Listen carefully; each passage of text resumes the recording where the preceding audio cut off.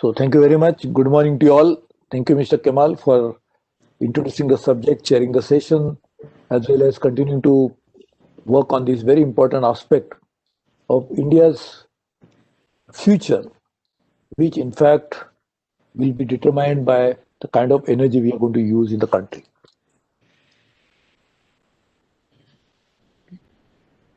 You can hear me properly? Yeah, I'm able to hear you. Okay. They're able to hear you. You can hear me, Raghupati? To hear you, sir. We are able to hear you very clearly. Everything fine. Sorry? Yeah, everything fine, sir. Everything fine. Please go ahead. Okay. Yeah, okay, sir. Okay. Okay, sir. Please go ahead. Okay. Let me first of all congratulate CIA for organizing this event year after year. As Mr. Kemal said, it's the 19th edition, right? This is the 19th edition of this particular program. Yes. So going on for almost such a long time. When CIA started this program, we were not so much affected globally, though we've always been affected for a long time, but still the realization of to what extent we are affected had not dawned on us fully by climate change, as well as the linkage between climate change and energy was not so well established or getting established at that particular time. CIA started this program to address the existential threat to the humanity, to the biodiversity, to the biological life of the world comes from climate change. And climate change can be addressed in many ways. But you cannot think that I will address climate change as a separate issue, forgetting the contributing factor towards it. It's like if you're suffering from a disease, the doctor's prescription is change your lifestyle. So there are certain diseases which are called lifestyle diseases. The lifestyle disease can be addressed only by changing life.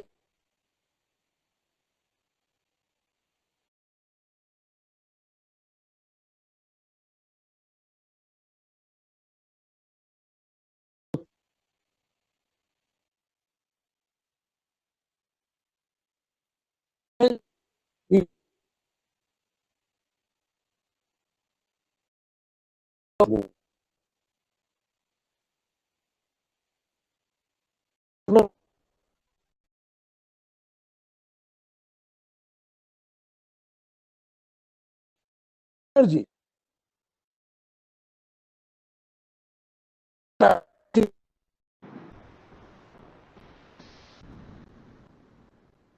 Climate change, which is change towards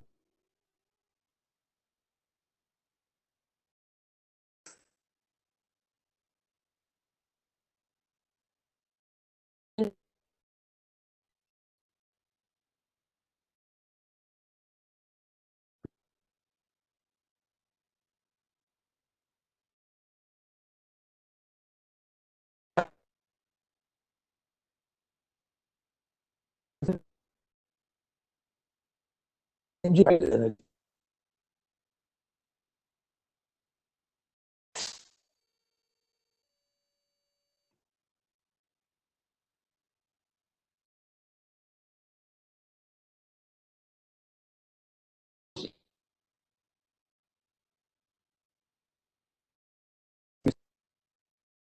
Where the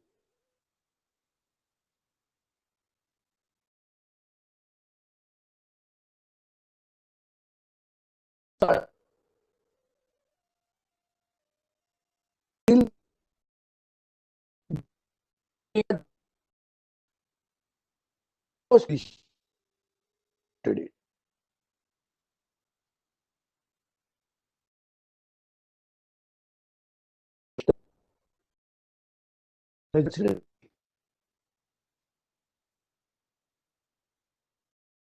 that and can address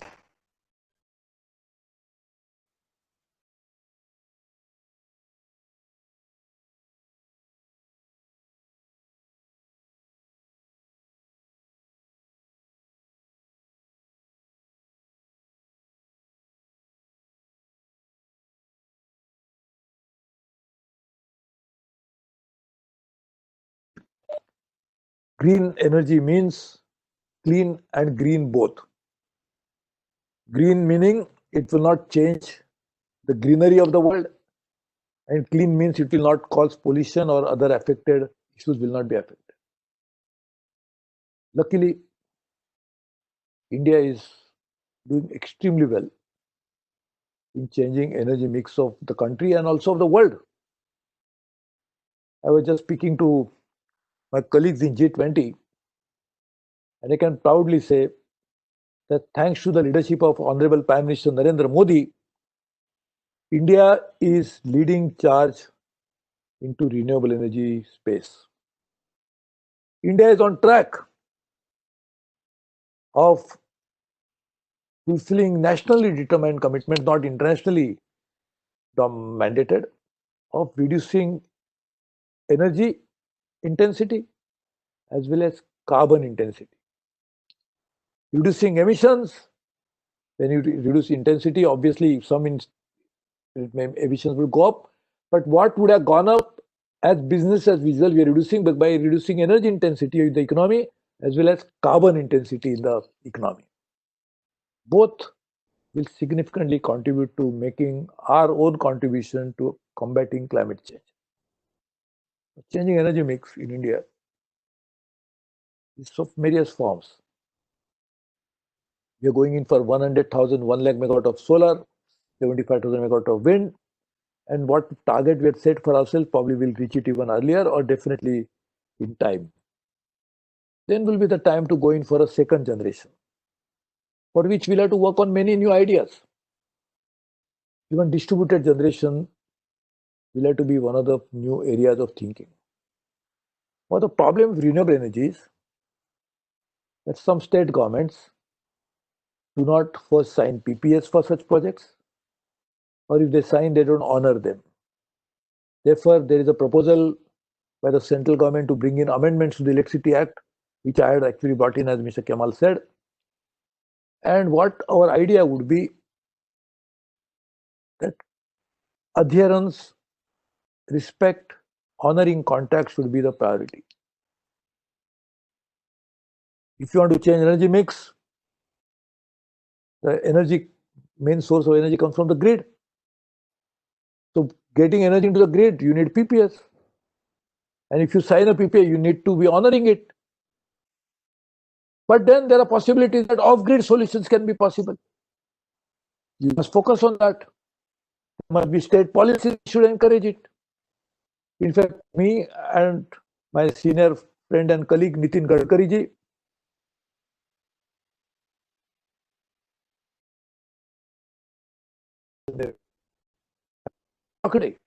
now we have decided that we'll find out district by district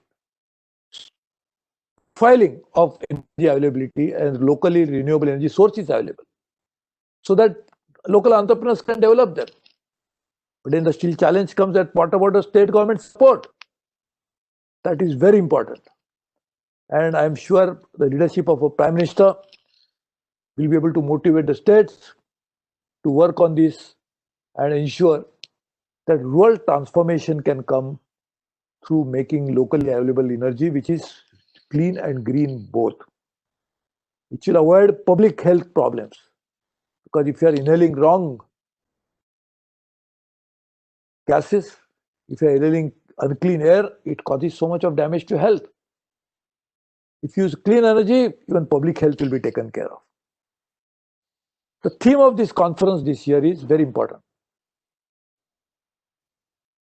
Recovery. Green recovery. World is suffering the ill effects of pandemic. Global economic impact of that is huge. Economies are slowing down.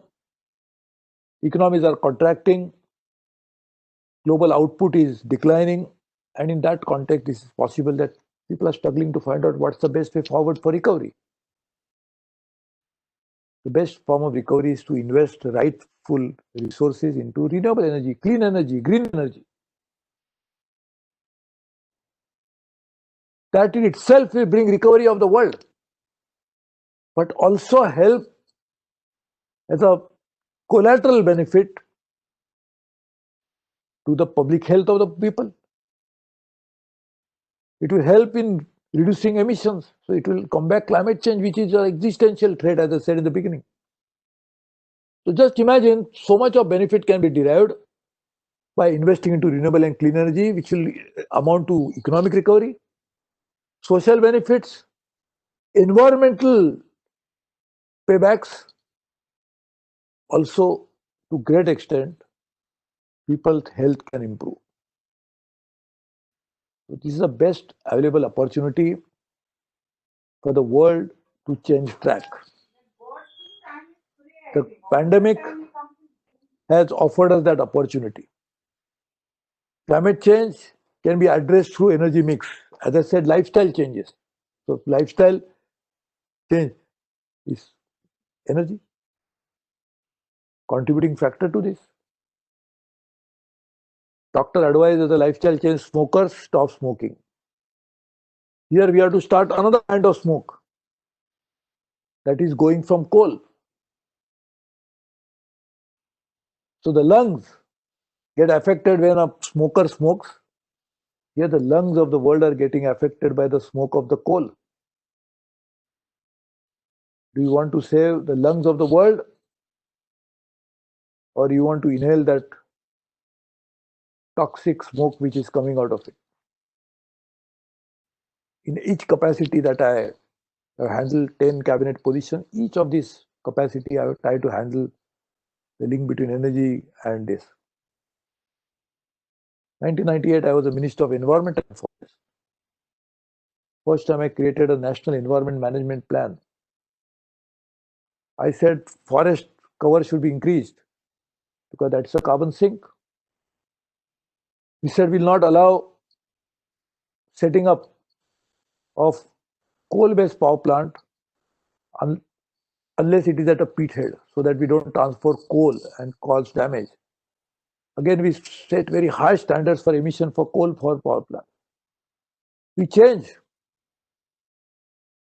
for new standards for vehicles, so that the sulfur content in petrol, diesel should be reduced. Way back in 1998, we put out environment clearances. That time, 1998, 22 years ago, online, not enter clearances, the movement of file, so that there should be transparency, which will lead to better environment, better addressing climate change.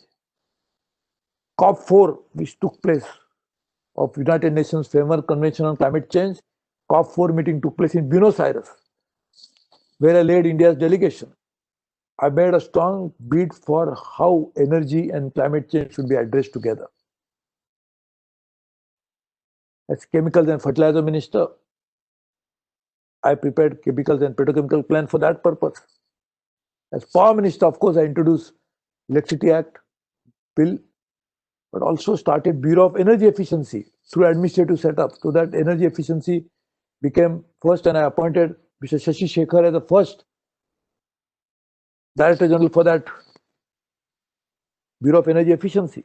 Now, and set up we set foundation, which is now a reality, which is working very effectively.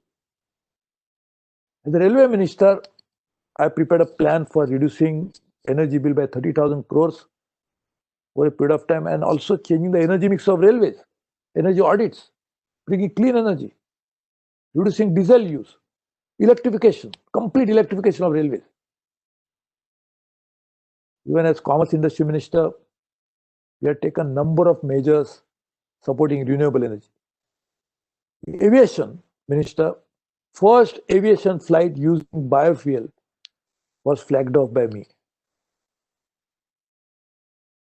So we have taken a number of measures in whatever capacity I've had to work on this. Even when I was not in the government, we set up the first ever India's think tank called Council for Energy, Environment and Water, CEW, which helped in integrating the water and environment and talking about climate change from this perspective of all each of these.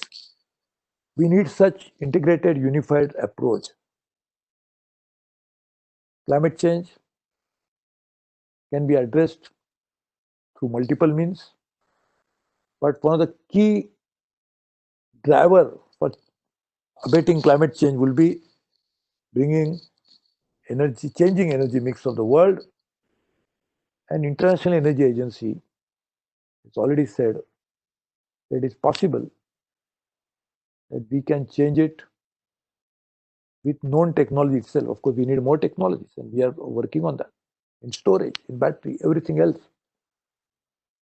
But at the same time, we should focus on changing the energy mix in known areas what we have.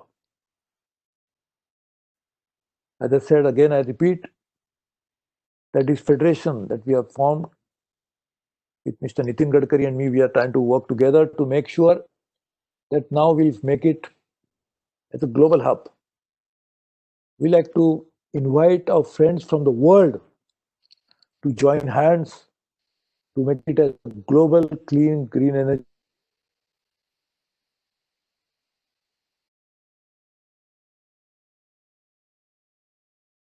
I'll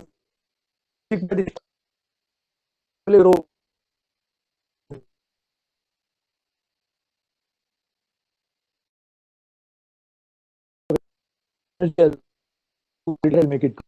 I'll urge my friends who are attending this and making the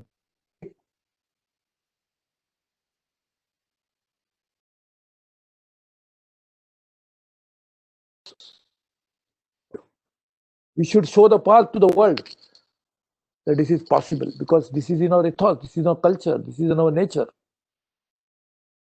We deviated from it, aping others, and in the process suffered a lot more than somebody else.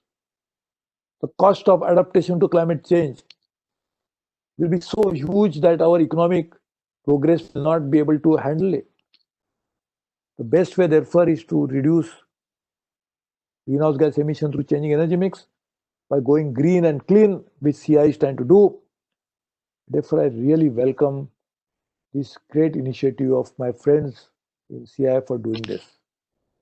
I thank Mr. Kemal for leading this charge as the chairman of this.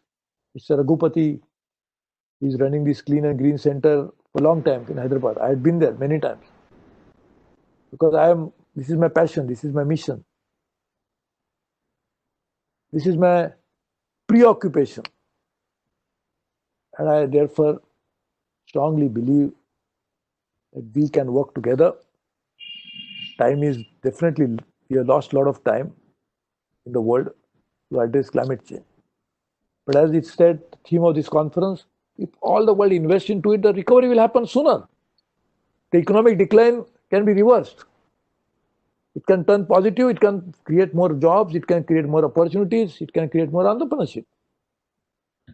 So let's work on that aggressively, effectively, proactively, collaboratively, so that we can address the twin challenge of energy mix, which also has other angle, that is energy security. When we are importing oil and gas and try to make our energy security, it is not right.